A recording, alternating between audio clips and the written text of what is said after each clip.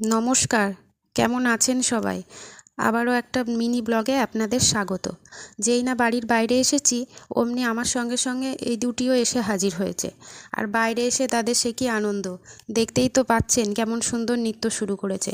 আসলে কয়েকদিন ওয়েদারটা খুব খারাপ যাচ্ছিল তো, তাই বাড়ির বাইরে এসে যখন দেখছে যে মিষ্টি রোদ উঠেছে আর বেশ মৃদুমন্দ সুন্দর বাতাস বইছে, তখন সেই আনন্দে নিজেদের আর ধরে রাখতে পারেনি, নৃত্য শুরু করে দিয়েছে।